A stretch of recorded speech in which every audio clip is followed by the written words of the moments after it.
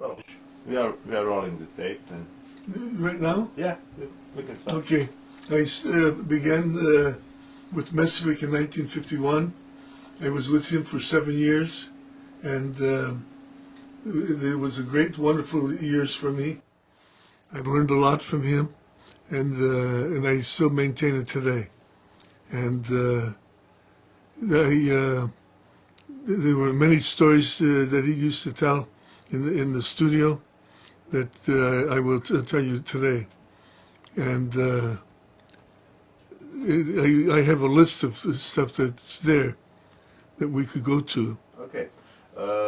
You have been his assistant, a former Assistant. You have been student and assistant. Yeah. Later.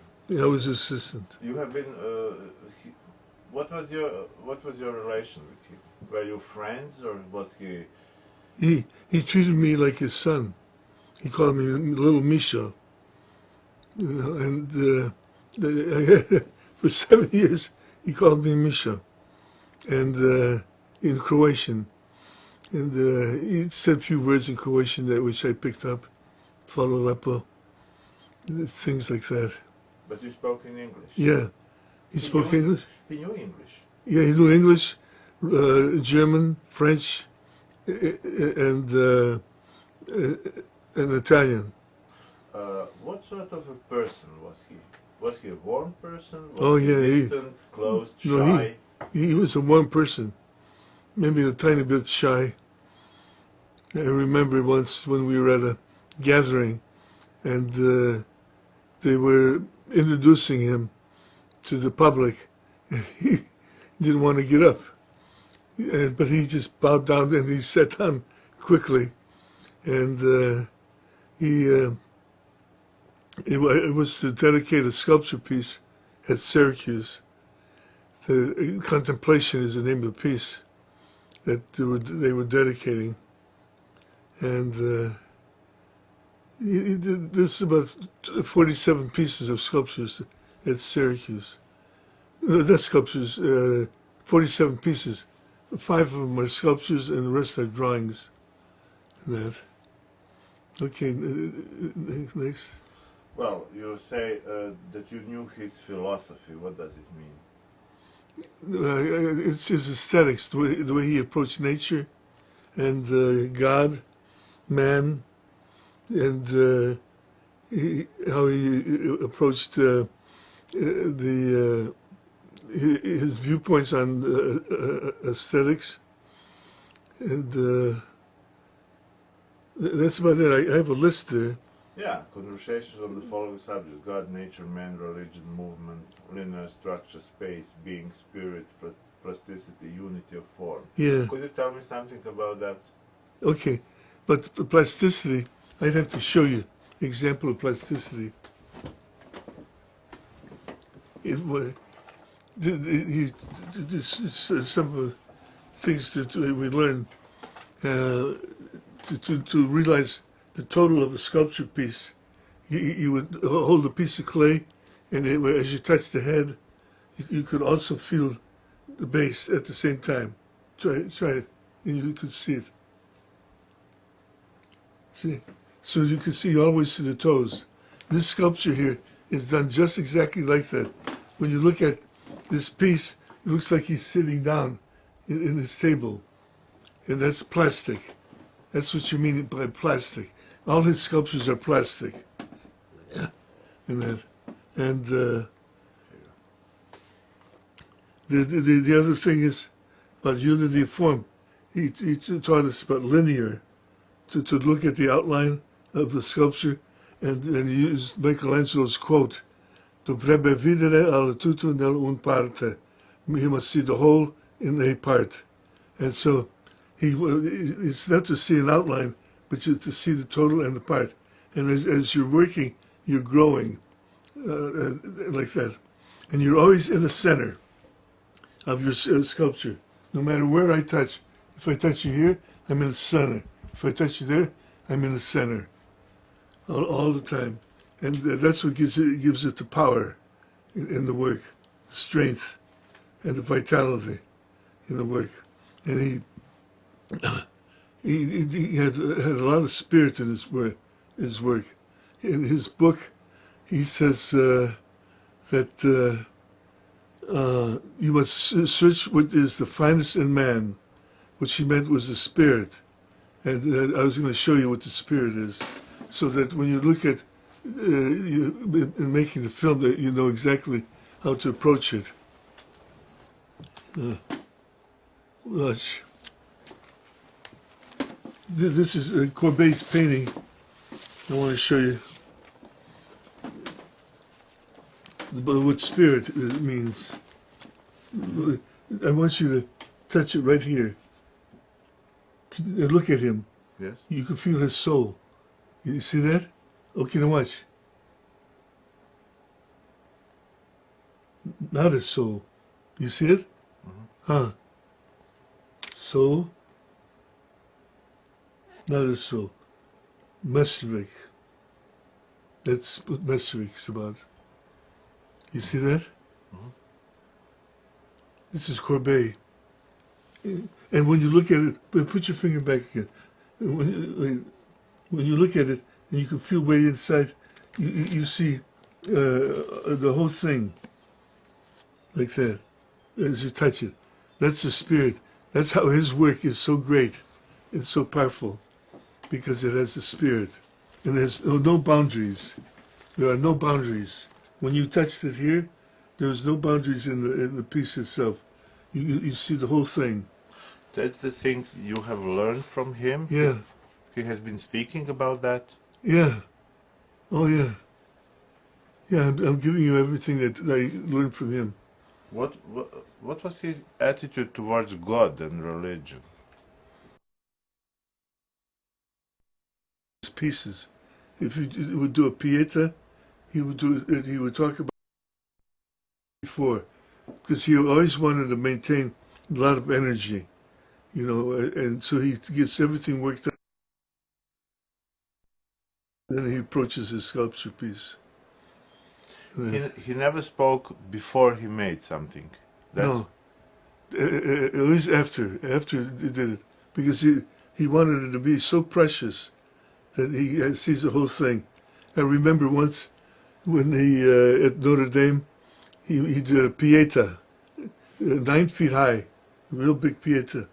He asked me what I thought about it, and I said that you wanted me to be honest, and he says, "Of course, Misha, I want you to be honest." And I said, "It's too sweet." He tore it down and started over again. And so that's the closeness we had with Messerich. And he did many things like that. The same thing with Job. He would do the Job first, and then he would talk about Job as if he's in the next room waiting to model. You know, that was exciting to hear him. He made it so human, everything. About religion, he made it so human. And everything he did was all humanized and all internalized. Everything came from within, not outside, always from within. And go through those lists. Well, let's go about nature. What was his attitude toward nature? Well, it's nature. He would talk about the spirit. The spirit is in nature, and nature is in movement and timeless, and so that's why his pieces have a timeless quality to it, because it's timeless. And he always talked about movement. Did he ever talk about past days, about his Political days?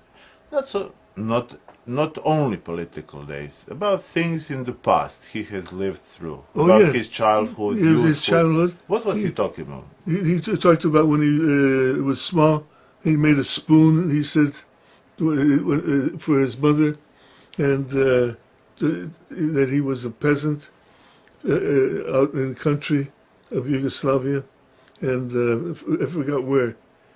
I used to remember the town, and he would talk a lot about politics, because he had a lot of visitors. He had Delas from Yugoslavia came, and tried to get Mesvik to come back to Yugoslavia, and Mesvik didn't want to come back Why didn't he want to come back? because he thought the United States was his brand of democracy and all that. Did he like living in America? Oh yeah, yeah, he liked it. I always had an impression that, well, that was my opinion, that Yeah. he wasn't happy here. I mean, he was attached to his homeland and Oh his, yeah, I mean he had that. I mean he always had visitors from Yugoslavia. But what do you think? Was it a sad destiny of his? Not really sad. He was more. How can I say? He was more. He was so verbal with us about everything that he didn't show any feelings to us the way he normally would. Because we were students under him, and always casting his stuff. And we cast more stuff. He just every week there was something to do, and we learned a lot from him. And he's a secessionist, and he's not Art Nouveau like people say. He's completely secessionist. And Gustav Klimt, his teacher, wrote 2 paragraphs on secessionism, and I have the rest of it. Mm-hmm. That's the rest of secessionism, all that stuff. Okay. Do you remember, was he a good teacher? I mean, I read somewhere that he didn't like teaching. He wanted to be alone. That's right. And when we went to Notre Dame, he asked me to teach the students, and they wouldn't listen to me. So I said, Professor, either you teach or I leave you. And I left him on December 24th, 1955. And I went into the army for 2 years, and he sent me crayons, counter crayons, in the mail, and they were always busted up, in small pieces. And it was in an envelope. And I really missed him those 2 years. And then he came back, and he said, Misha, am I not right? I said, yeah, Professor, you're right. I should be teaching. And he said, I'm too old to give talks. And in 1954, he stopped lecturing. That's why I know all the stuff about his aesthetics. And I was the last one. And after that, Joe Turkle and Ted Golovich were his assistants, and they had some of that aesthetics, and they're both dead now. Yes, I know. Yeah. Well, you have made here some other notes. Man, what would be that? Man. Man? Man, yes.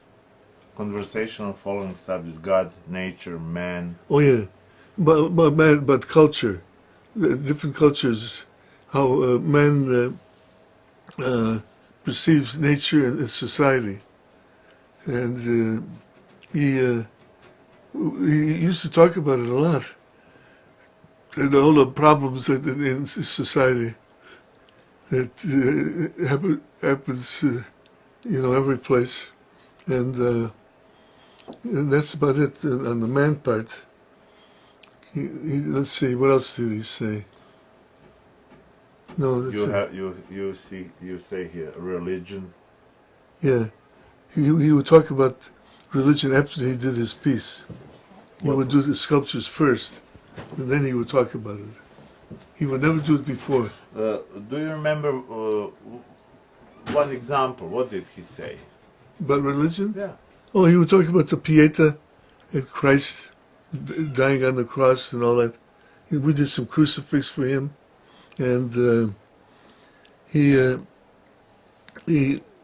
would say that, he would talk about Job and what happened to Job and his whole life. And that's about it. Spirit. What does that mean? What? Spirit. Oh, that's what I just showed you in the book, where you touched it. That's the spirit. I mean, he learned you to touch the sculpture. Yeah, What? yeah. You would touch. I would touch his pieces, and I would see that whole thing. No boundaries. Spirit has no boundaries to it. It's intangible. Do you know the word intangible? Not precisely. Not within grasp. Not within grasp. You know, this is grasp. Not within grasp is intangible. And so I wanted you to know what spirit is, because that's would be the main issue of your talk, your presentation, would be the spirit. Because very few artists have the spirit. That's what makes them great. The spirit makes the artwork great. How long have you been working or collaborating with him? 7 years. When did you leave? In 59. In 59. In August of 59. Did you see him after that? Before he died in 71? Or? No, I was on a scholarship to Denmark, and then I had a Fulbright scholarship to Italy. So I was in Europe for 4 years. What did he talk about women? What was his relations with women? Do you know anything about Well, he didn't say much about women. You know, he had women students in the class that he would teach, and he didn't say anything about women, except that he loved them. He did a lot of women, you know, female sculpture pieces. That's about it. Okay, anything else? Yeah, let me see. Let's see. Wait, no, in this, just one part you missed. In the first part. Oh, socially. We had dinner with Meshtovich occasionally. Could you describe that situation? Oh, yeah. On Fridays, we used to have the dinner with him, and he would tell us stories about Yugoslavia and about the United States, and when he became a citizen of the United States in 1953, he became a citizen, and we had dinner, and Mrs. Mesevich used to take wine and dilute it with water. You know, she put a lot of water in it, and he thought he was having full strength of wine. She was giving him very little wine, and it was just water. Why? Because of his health, you know. And I would have the full strength, and I didn't drink, and I still don't drink today. But I would take this wine, and it was real strong wine. And he was always getting a lot of gifts from people. Diplomats would come to see him from Yugoslavia, from Italy. In 1953, he helped settle the Trieste problem in Yugoslavia and Italy. The boundaries, he told me, Misha, get me a pen. And I got him a red pencil. And he made a mark in the map, A, B, and C. C is for Yugoslavia, A, Italy, B, neutral. And that's how it's been today. What does it mean we once celebrated his birthday? Huh? You say it's here that you have celebrated his birthday. Oh yeah, we had a birthday party. How did it look? The typical cake and all that stuff, and he didn't like sugar that much, but he loved cigarettes, and he was always smoking, and his wife never liked to see him smoke, and we just I met a couple of diplomats that came to see him during his birthday party, and we had a good time talking about life and nature and man. He was always talking about that. You know. He used to talk a lot? Yeah. He talked a lot. From my point of view. Yeah. Why? Oh, he didn't like to talk socially. I mean, outside the studio, he didn't like to talk a lot. He was very shy. But in the studio, he talked a lot.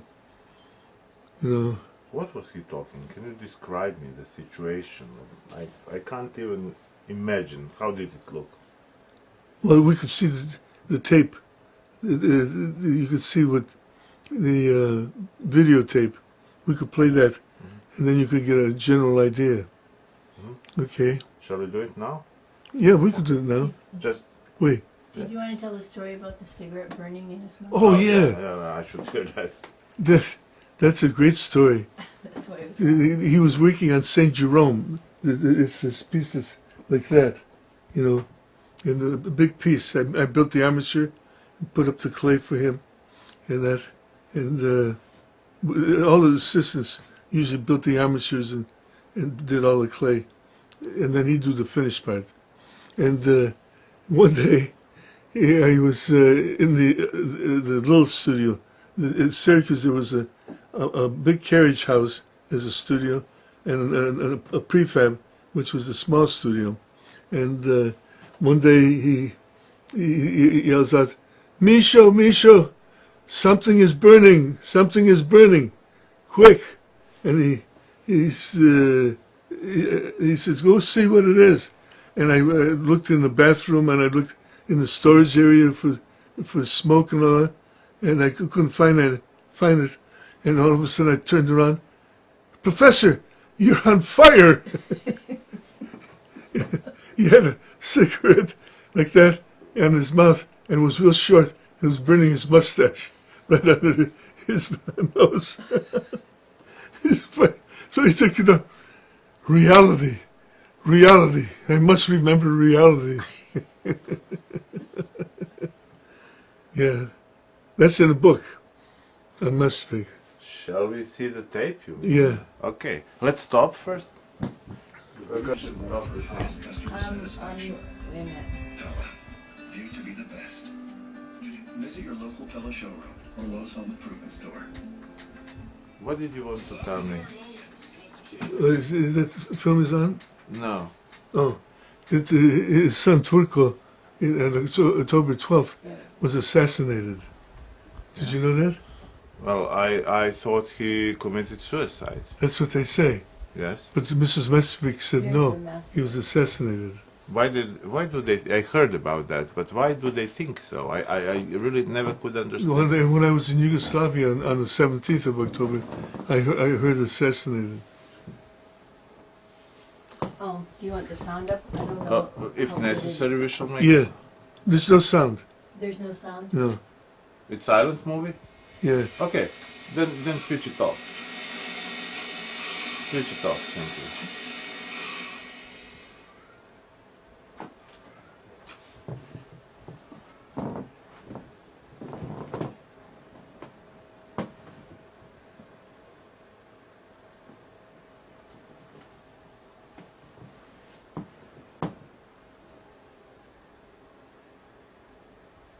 Where did you find that film? From Joe Turkal. He filmed it. He just bought the camera, and he was trying to figure out how to use it. He filmed that. Yeah.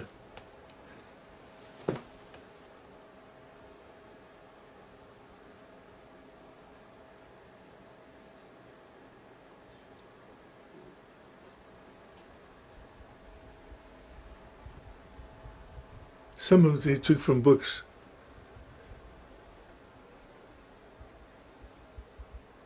Well, this is what I seen in a television program about him. Oh, yeah? These shots, yes.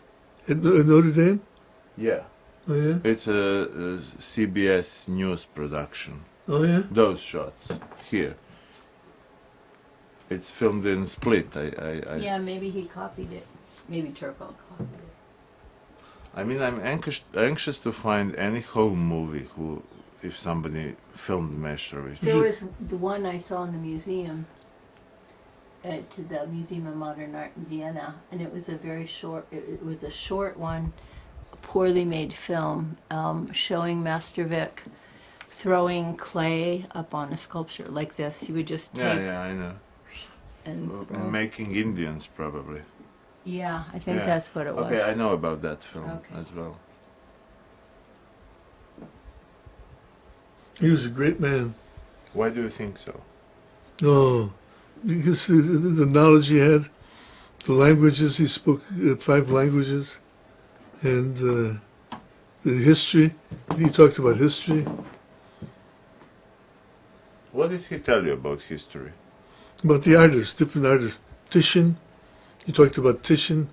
He liked Titian, and he liked Cézanne, Matisse, and he was a good friend of Matisse, and Kokoschka, and Egon Schiller, and Gustav Klimt.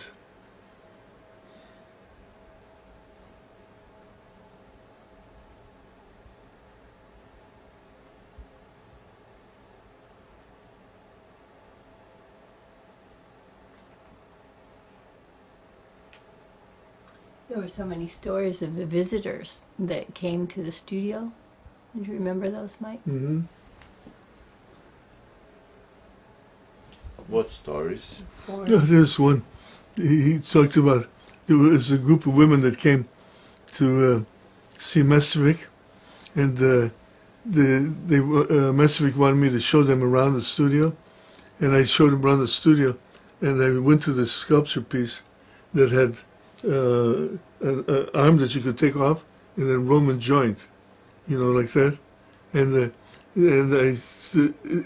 I pulled it off to show to the women what a Roman joint looks like, and Messerich was just walking by, and he said, "Misha, the Romans did not invent the joint. It was way before the Romans," meaning the human penis.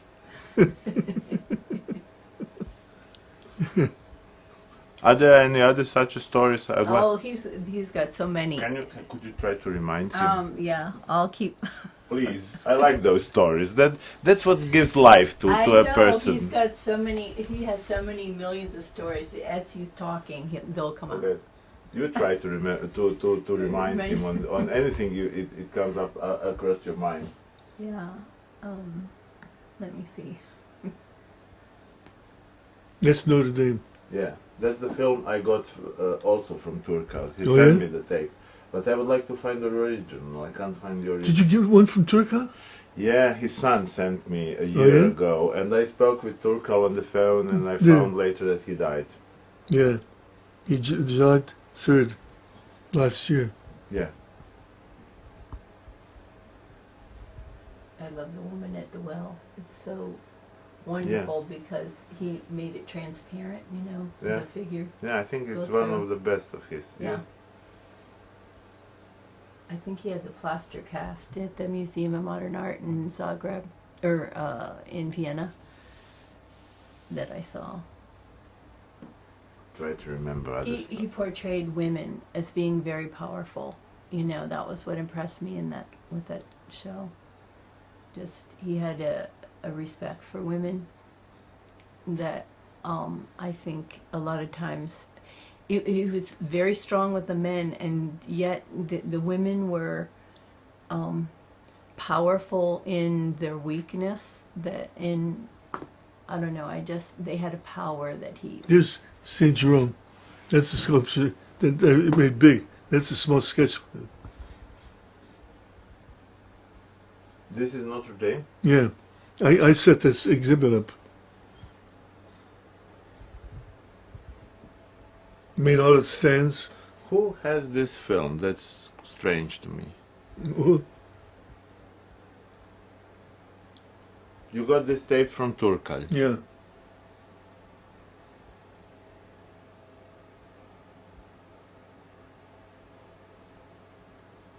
Maybe I should call his son. He probably Do you have his phone number? No. the son. I'll find it in a book. You know who? Maybe Andrei Slupchuk. Yeah, have he it. probably would know. Yeah, we have his phone number. Someone that used to go up and visit him. One of my husband's students. You want to borrow this film? To borrow this one? Yeah. Yeah, I would like, but I would like to find the original. Because it's a very bad copy. It's not a good Yeah. copy. Do you remember? It's you on the film as well. I don't think I'm on that film. But do you remember who took the film? Yeah, Joe Turkel. He took that film. Yeah. He filmed it with his Yeah. camera. Yeah. There's a sculpture that we have, a little copy. Or is it a original? So I should call Turkal. His son, I mean. I must have this film. This is a good one. And this is a longer version. He sent me shorter one. Do we have another film, Keith? Back there? I don't know. I'll have to really look. But this one's at Syracuse or Notre No, Dame? Notre Dame. And it was made by Joe Turkal. Yeah. Well, Mike, he used to. I remember you telling me stories about where you lived at Notre Dame, you know, and right in the museum.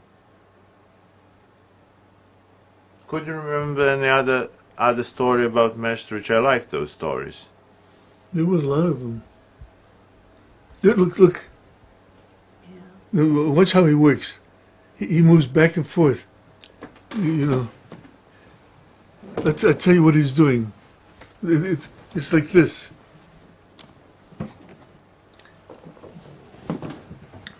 Oh, she wrapped it up.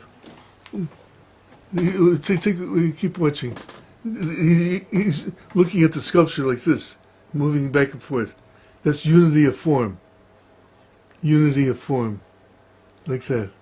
As he looks at the sculpture. And so it's to see the total, the whole in the part. This Stepanek and the other bishops that he did. Could you tell me more about his technique? Okay.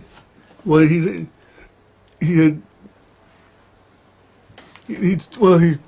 showed us how to sharpen chisels. The way he wanted. We always had to sharpen chisels because he had done a lot of woodworking. There's a Christ thing in wood that he did. It's about 12 feet high. I mean, he did an amazing amount of work Yeah. in his lifetime. Yeah. How did he do that? We working. He had the assistants. The assistants did all the casting and the rough carving out. Was he strong? Physically strong. You have to be strong to do that. Yeah, job. he's strong. He always working. There was a postman that came to put letters in the mailbox, and he says to me outside the studio, he said, "Boy, Mesvik really has a good pneumatic hammer." His pneumatic hammer was the chisel, and he showed us how to hold the chisel, like if this is the chisel, like that, not like this, you know, like that. And he showed us how to hold a hammer, like that, and let the hammer do the pounding. You just with 2 fingers and a thumb, and that. I was gonna. Oh. There's one part. Starting over. He talked about linear at Mesvik, and he said that's attached to structure, you know, the structure of the arm, linear, you know. So the whole body was done in a linear manner, but it would structure as the holding force.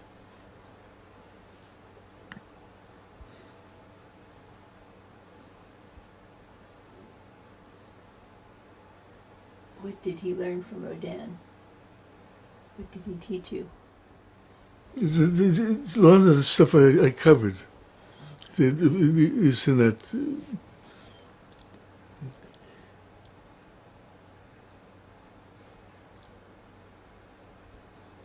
Yeah, this is longer the film, I guess. No, they're just repeating. What did you mean by mentioning being Being. in connection with Maastricht? What did you mean by that? Oh, the being is the spirit, and we all have a human being, you know, meaning the life itself. He talks about life, That's Meshevich was talking about being. Yeah, being. What did he tell you about? About life. Yeah. That it's life. He's talking about life itself, is being. That's it.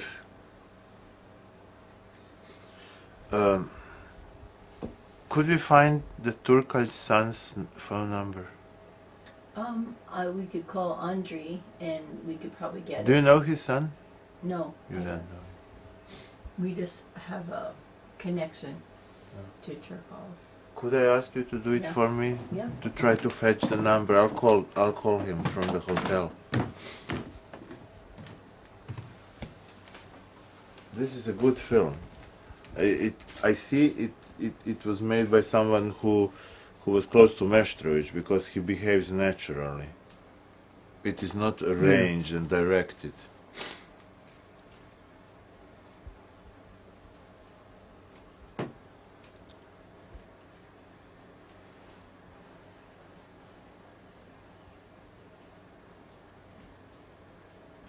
Did he influence on you and on your life? Did he influence on your life?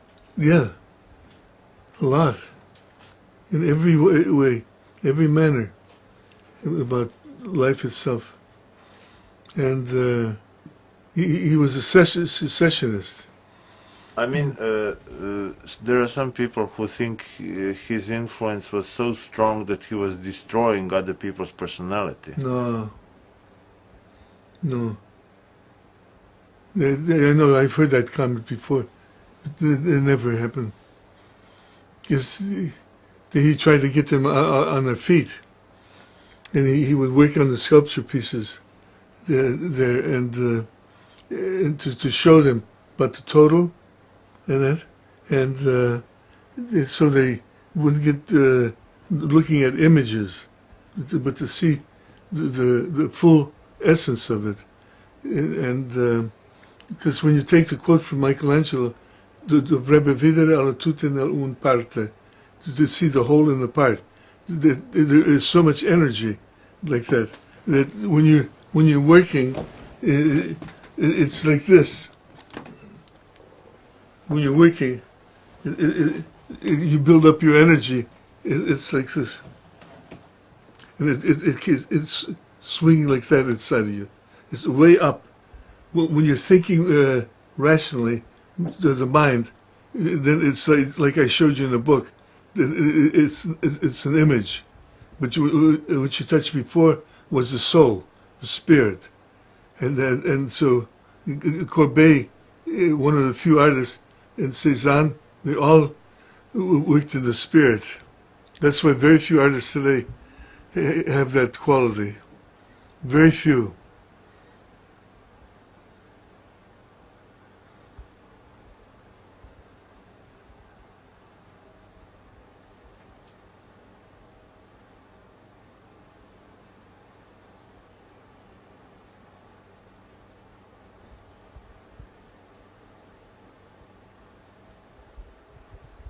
Oh, Ulysses, I have the small sketch.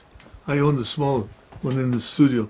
I have a self-portrait of Meshevich and the Ulysses piece here, and the drawing. That's his best drawing. What you see right there. He had me selected, and he wrote on the drawing, in remembrance of Misha. On the drawing itself. 1955.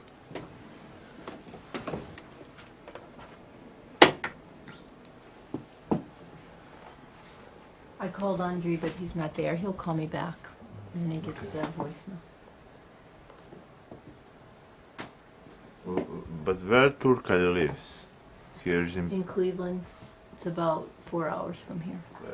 No, I won't be able to visit him. Are you flying out of Cincinnati? Yeah, we are flying to Syracuse Oh yeah? tomorrow.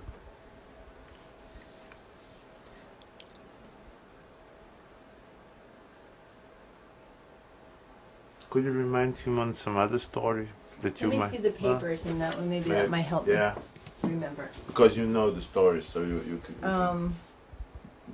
Well, he had, all the quotes from Master Vic.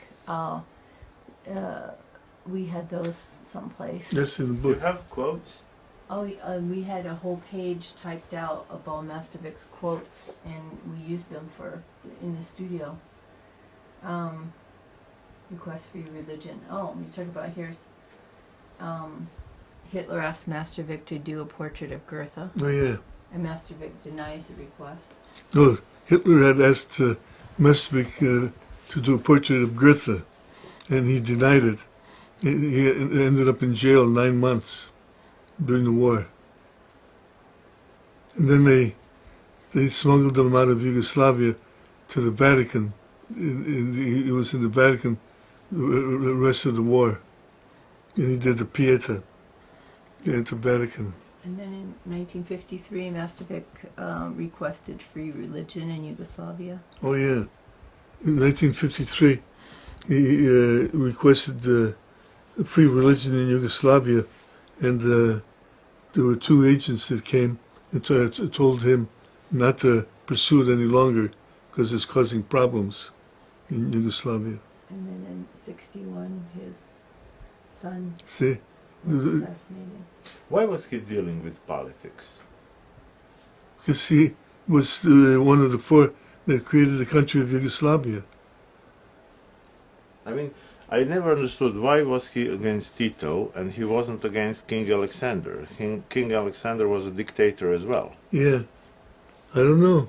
Well, I don't know too.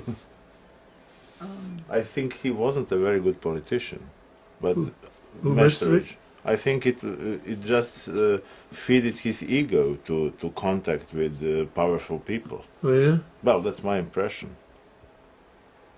Well, I don't know about that. Well, who paid for all the sculptures? I mean, weren't they commissions? Hmm.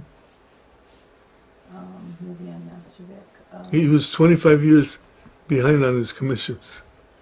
He had so many commissions.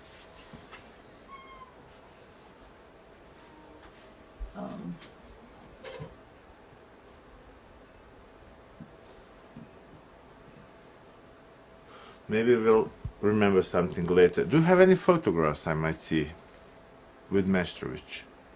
I wish you would have been prepared. Would have to look. Oh, well, if it's not much of a trouble. Yeah, I'm just trying to think of where they would be. There's some small sculptures, small pictures upstairs. Let's see. I'll have to go look. Can we see? Yeah. Look,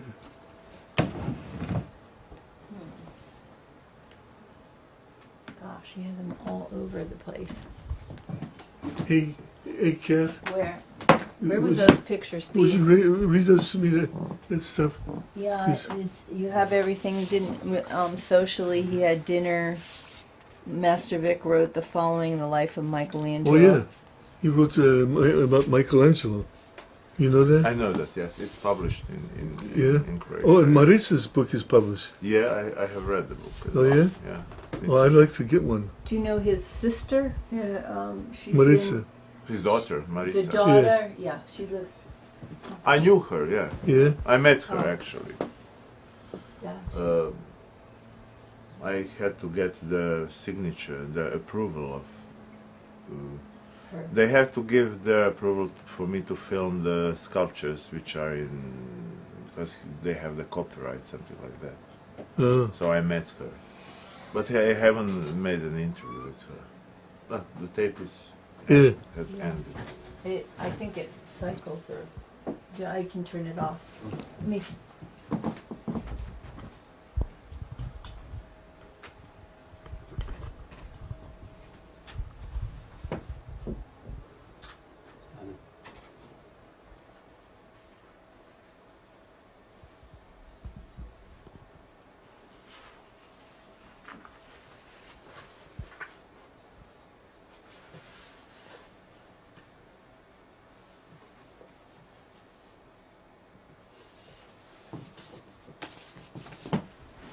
I will sit here.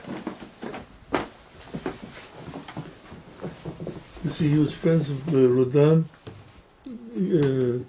Gustav Klimt, Egon Schiele, Oskar Kokoschka, and Mayo, the sculptor Mayo.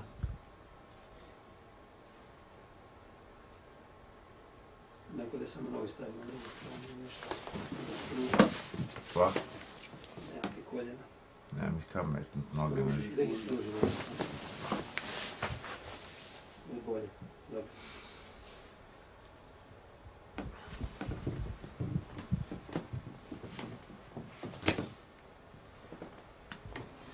Yeah.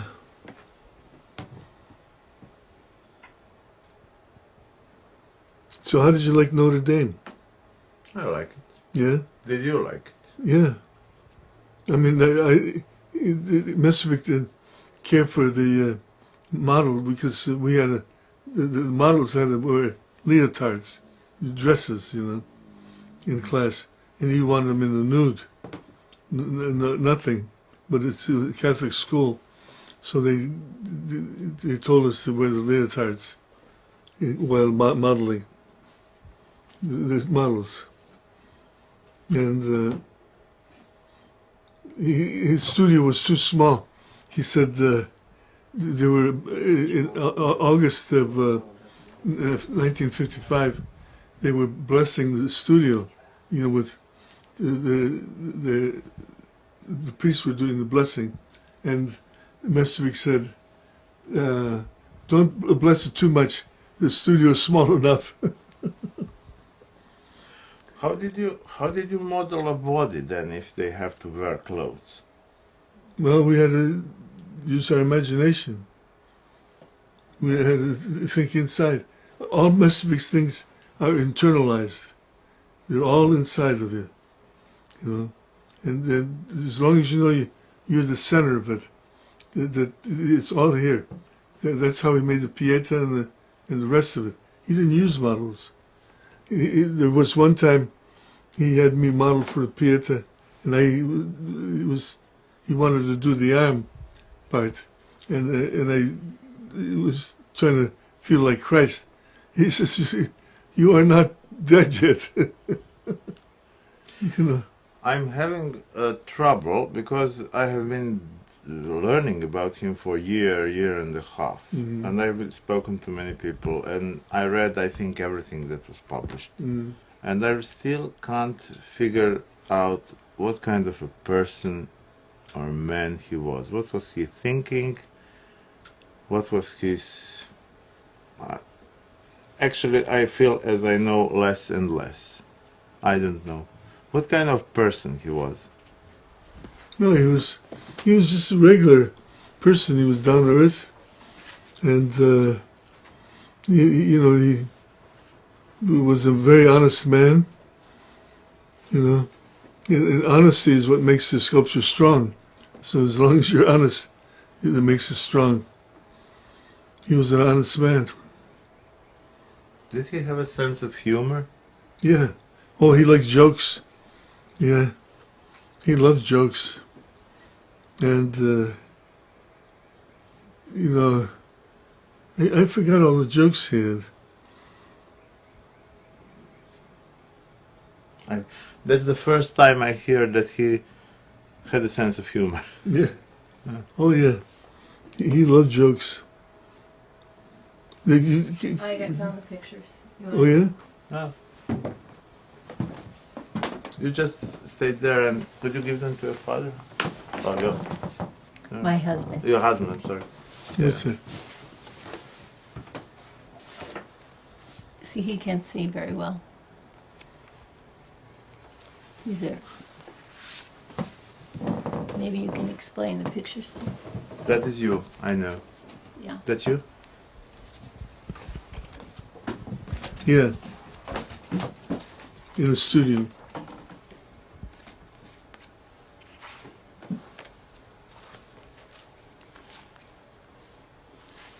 Da mi dole još postoji.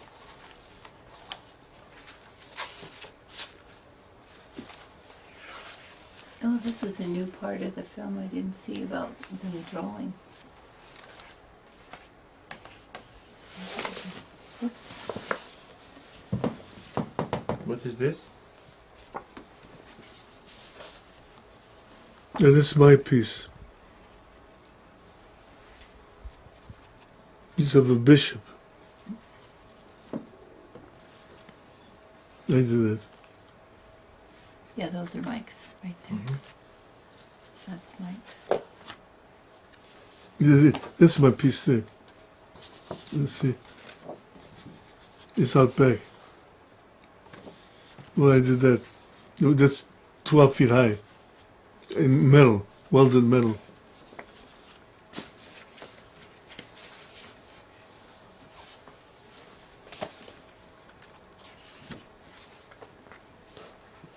That's a Syracuse. What is this? I haven't seen this. Hmm.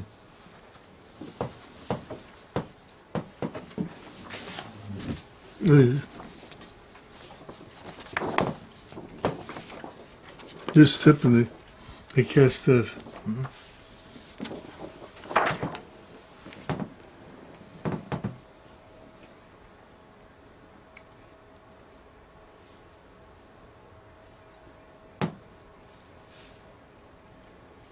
Why he was always described in some pathetic way, a titan among sculptors. That is the problem. Why I think he didn't have a sense of humor. I mean, titans, giants, and all those heroic persons. They don't have a sense of humor, actually. No, they're just the opposite. They have a lot of humor. You know, he loved jokes. That one picture is of you saw the Mastervik Museum. This one right here.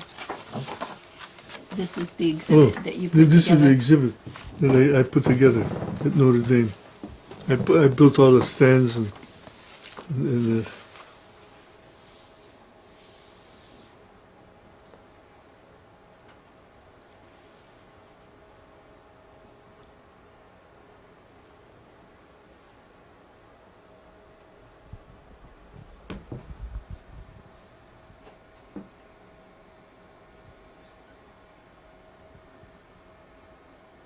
You're a great man.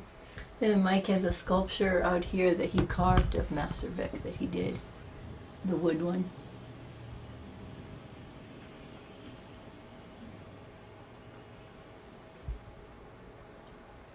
Did you know his children? One died before I got there. Yeah, I know, but Maritza and Matthew. I know Maritza, and I knew Turco. Turco and Maritza and Mate. Do you know Mate? Yes, I know him. Yeah. Yeah, he lives in Zagreb. He lives in Zagreb? Yeah. Oh, yeah? How old is he? He's 75. Something like No, that. 77. Yeah, something like that. Yeah, Mike showed me the house where they lived in Syracuse. Yeah, in Lexington.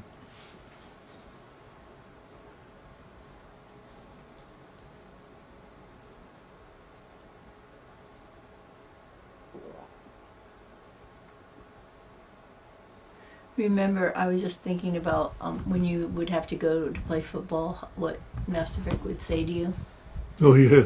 for the football games. I played football for Syracuse. You know, like, it's not soccer, but American football. And I came back in the studio, and I couldn't straighten my arm out. And to this day, my arm is crooked. Because Messer grabbed my arm to straighten it. He wanted me to feel like an archer. We were doing that pose. And he went like that and went, "Oh!" I yelled. And he said, "Why didn't you tell me, Misha, that you hurt yourself? This football, American football."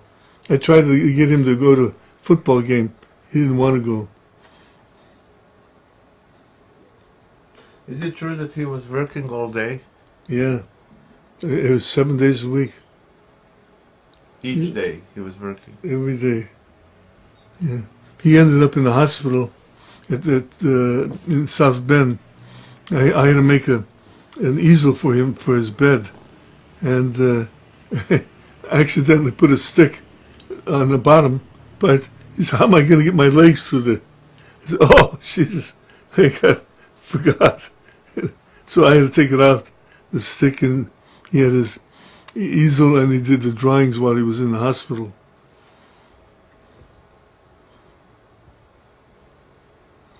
But in '55, I delivered. I packed all his stuff at Syracuse. We were going to Notre Dame, and he had 4 moving vans of sculptures, and including mine. I had my stuff in it at the end of one of the moving vans because we were going through my town of Cleveland, and we're going to drop it off, and then we went to Notre Dame, and I helped create the sculptures and do all the writing of it, the tabulating it, and where it was going to Notre Dame. Tell 'em about the story about the Pietà at Notre Dame when they were putting it in the church. Oh yeah, and she's bringing stories. They took the side of the church off, one section, had to get the Pietà into the chapel, and they had this flatbed truck with the Pietà on it. They brought it from the Metropolitan Museum of Art. It was shipped to Notre Dame, open, and they went on the highway, and everybody looked at it, took pictures of it while it was going down the highway to Notre Dame. And so when they went into the church, they had the steel beams going all the way down to the basement with a hole in the floor, and they slid the marble. It was so even with the stand, and it slid right on there. And these Italian stoneworkers did a great job, and they patched it up together around the side, put the marble base on it, and then covered the church back up again. Didn't you remember it was about a hole in the side of the wall? They couldn't get the Pietà in the building, so they cut a hole in the wall. That's and what I said. Mr. said, I guess this is a permanent loan. Oh yeah, that's Remember right. that? He's right. Yeah, he said, I guess this is a permanent loan. They probably couldn't get it back out again. Why did he decide to move to Notre Dame? Because of the religion. Because it was a religious school. And they offered him a bigger studio, which never happened. Messervich had me do the layouts for the churches. I did some layouts of churches for him, and the way he wanted it in Missouri. And he had the studio layout, and I worked out the whole layout. And when we got to Notre Dame, it was 1/4 the size, because most of it was underground, the architecture quicksand. And what was I going to say? And he was upset, and he said, don't bless it, the studio too much, because it's small enough.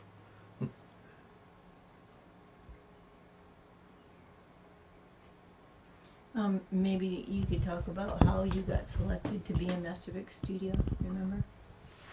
Oh yeah, he saw my work, my drawings on exhibit.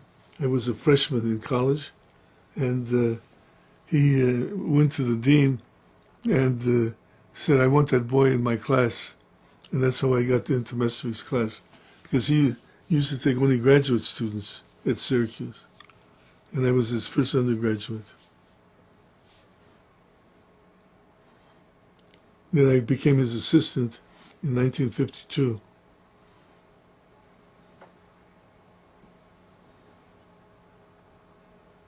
See, I made a stands with the support system.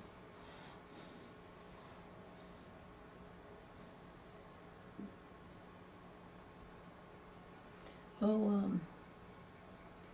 I remember the story when Ellen Nims, they were pushing her inside the sculpture to cast it. Remember that Oh story? yeah.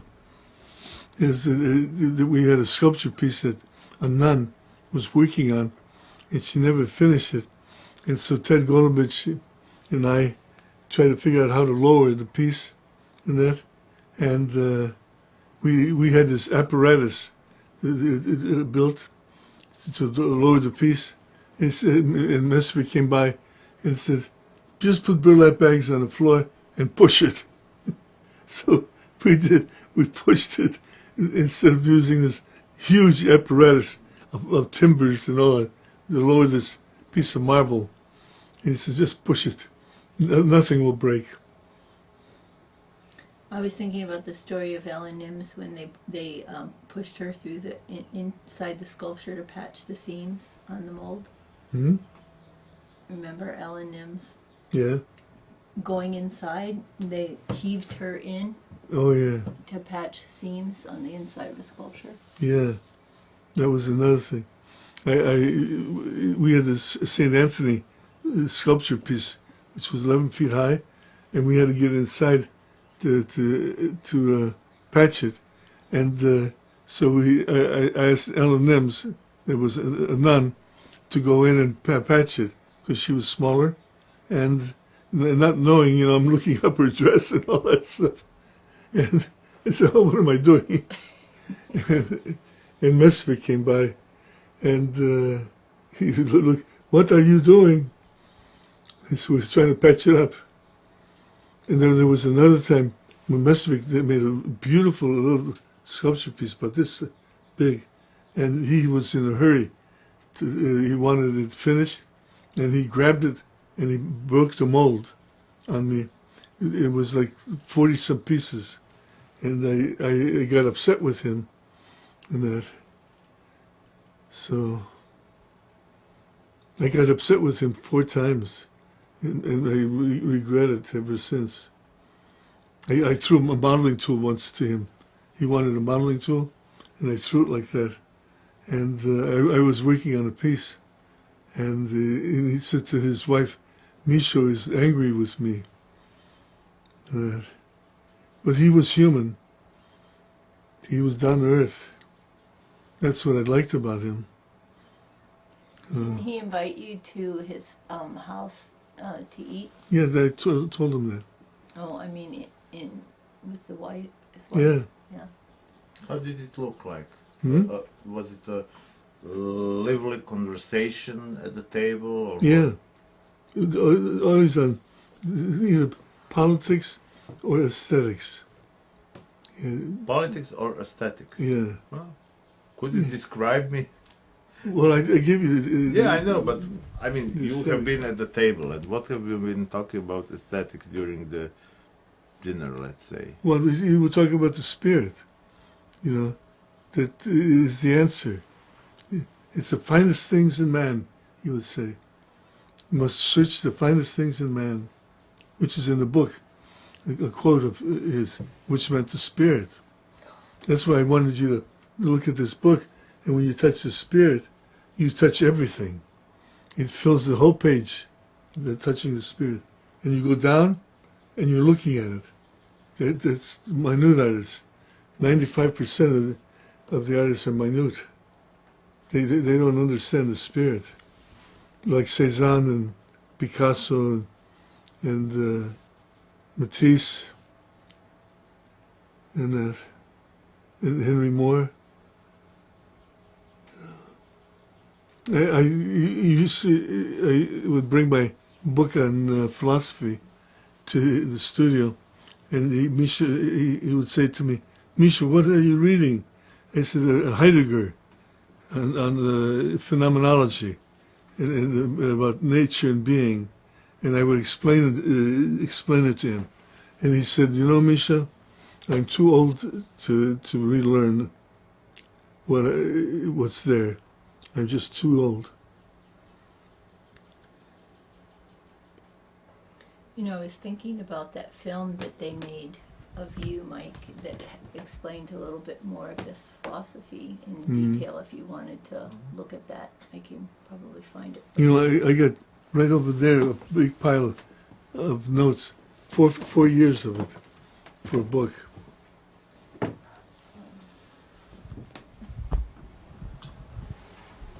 Maybe we should just rewind the tape once again. I like watching this film. Oh.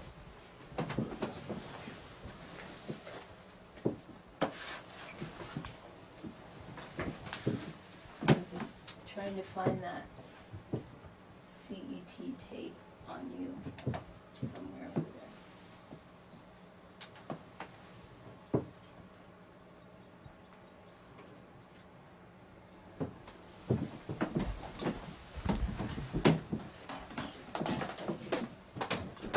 The only guy at Notre Dame that studied with Messerich is Ridlon. But he came after Messerich, stopped teaching philosophy in 1954. So I don't know if he knows anything. We have been talking to Father Hasberg. Mm-hmm. You knew him? Yeah. What sort of person he is? Powerful. Oh, yeah. Yeah.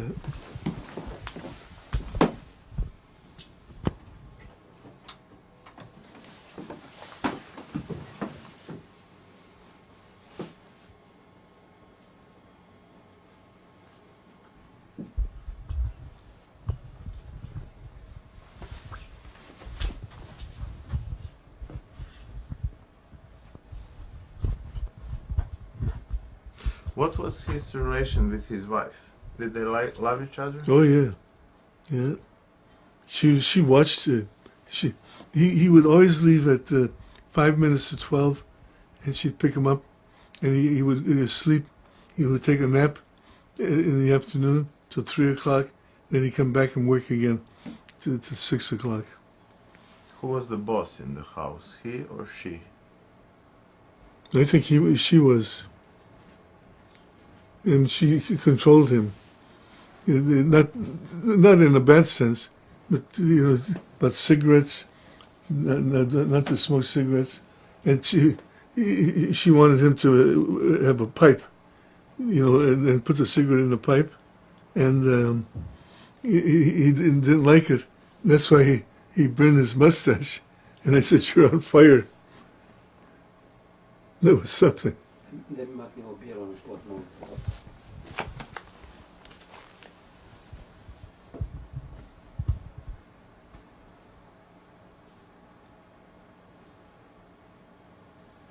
Do you think he was how to say, citizen of the world? Hmm? Is this the expression, citizen of the world? Oh, yeah. Was he? Oh, yeah. He talked about Oriental philosophy and, the different cultures. He wanted me to learn languages. They set up, when I was a student, when he selected me, my drawing that he liked, I made a copy of that somewhere. And he would talk about different cultures. And he did things from the Gothic period. He designed a tombstone for the Gothic period for somebody in Yugoslavia. So you think he was happy in America? Yeah, I think so. He had good students at Syracuse, but they're all dead now, except Jim Ridlon.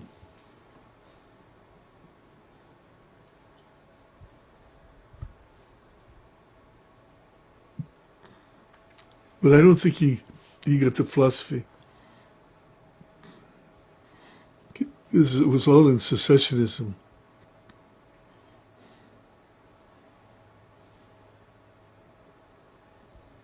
And what I'm showing you, Gustav Klimt wrote 2 paragraphs on secessionism, and all the rest of it is what I have. Nobody else, nothing else has been written about secessionism. And every book that I've read, it always said, this is all that Gustav Klimt said. He didn't say anything about linear, spirit, none of that stuff. And that's what I'm giving you. And Meshterich was always talking about that. Yeah. Yeah. That's why he's got the spirit. That's why I wanted you to see in the book, you put your hand so you could see the difference between that and academic.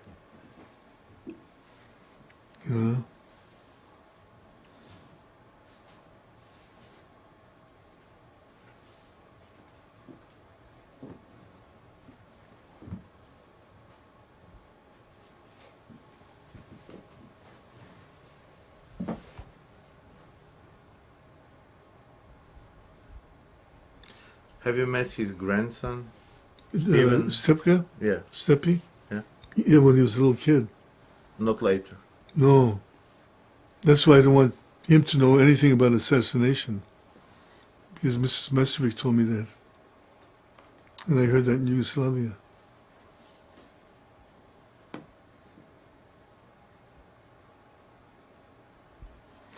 Turco wanted to get freedom, churches and all that. And so did Messervich. And that's why they assassinated him.